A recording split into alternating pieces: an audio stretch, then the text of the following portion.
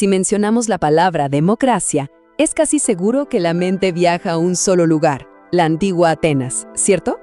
Se la conoce como la cuna de este sistema de gobierno. Pero, a ver, ¿de verdad era un sistema para todos? Hoy vamos a analizar a fondo este experimento político tan fascinante. Y aquí surge la primera gran pregunta. ¿Son nuestros sistemas democráticos modernos una herencia directa de este modelo de la antigüedad? ¿O será que la historia tiene muchos más matices de lo que parece a simple vista? Para empezar, vayamos al origen de todo, la palabra misma, democratia. Esto ya nos da una pista enorme. Viene de dos palabras griegas, demos, que es el pueblo, y kratos, que significa poder o gobierno. Así de forma literal es el poder del pueblo. Un concepto que suena bastante sencillo, pero cuya aplicación, fue increíblemente compleja.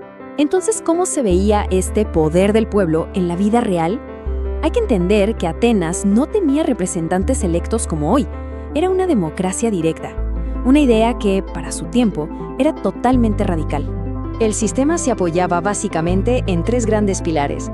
Primero, la asamblea, la eclesía, que era el corazón de todo. Ahí cualquier ciudadano podía tomar la palabra y votar sobre cualquier cosa, desde una nueva ley hasta si ir a la guerra. Luego estaba el consejo, o bulé, formado por 500 ciudadanos elegidos por sorteo que preparaban los temas a discutir. Y finalmente los tribunales, o dicasteria, que eran jurados populares enormes y tenían la última palabra en asuntos de justicia. Y aquí está el detalle que lo cambia todo. En Atenas, los ciudadanos no elegían a gente para que los representara. No, ellos eran el gobierno. Su participación era directa en cada decisión importante que se tomaba. Para que quede más claro, miren cómo se creaba una ley. El consejo la proponía. Después, la asamblea, con miles de ciudadanos, la debatía acaloradamente y votaba. Pero, y esto es fascinante, los tribunales tenían el poder de impugnar y hasta anular una decisión de la asamblea. Un sistema de contrapesos súper interesante. Y quizá la idea más revolucionaria de todas era cómo se asignaban los cargos públicos. La mayoría no eran por elección, sino por sorteo. Usaban una máquina increíble llamada cleroterion para la selección aleatoria. Para ellos, era el método más justo, porque evitaba la corrupción y le daba a todos los ciudadanos la misma oportunidad de gobernar. Ok, hasta ahora todo suena increíblemente avanzado, ¿no? Casi una utopía. Pero aquí es donde la historia se complica y todo se reduce a la pregunta más importante de todas. ¿Quiénes eran exactamente el pueblo? O sea, ¿quién contaba como ciudadano? Escuchen las palabras del gran líder Pericles. Nuestra Constitución se llama democracia porque respeta los intereses no de una minoría, sino de todo el pueblo. Una declaración de intenciones muy pero muy potente. La pregunta es, ¿era cierto? Pues la realidad demográfica contaba una historia muy diferente. Los ciudadanos, es decir, los hombres adultos con plenos derechos, eran apenas entre un 10 y un 20% de la población total. El resto eran sus familias, extranjeros que vivían ahí y una cantidad enorme de esclavos.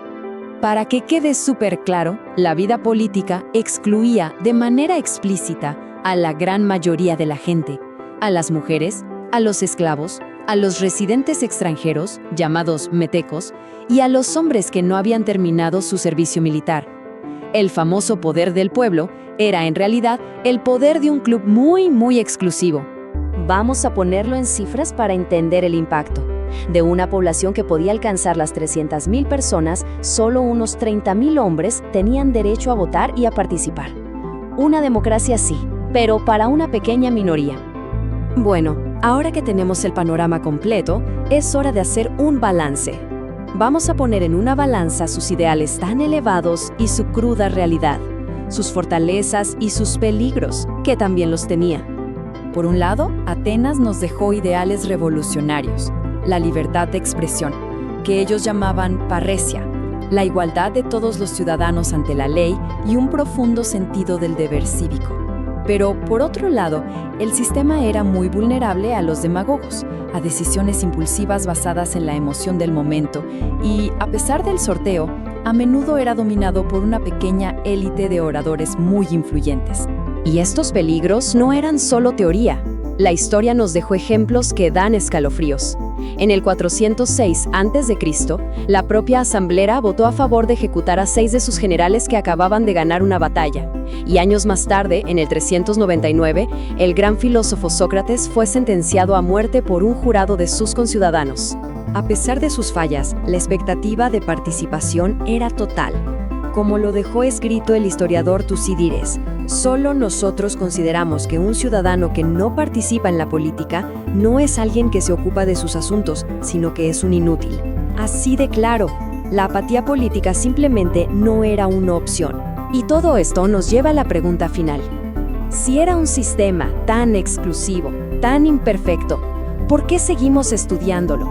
¿Por qué nos importa tanto hoy en día? ¿Cuál es su verdadero legado? Creo que el historiador K.A. Raflab lo explica muy bien. Dice que fue un sistema único y verdaderamente revolucionario por una simple razón. Se atrevió a darles a todos sus ciudadanos los mismos derechos políticos, sin importar su cuna, su dinero o su estatus social. Dentro de su pequeño universo fue una explosión de igualdad. Y de esa idea tan potente, nacieron los principios que han llegado hasta nosotros. La soberanía popular, la participación ciudadana directa, la igualdad ante la ley y la idea del deber cívico. Conceptos que se convirtieron en la base de todo el pensamiento político de Occidente.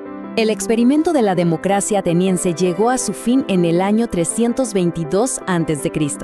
Pero sus ideales, sus ideas, esas no murieron.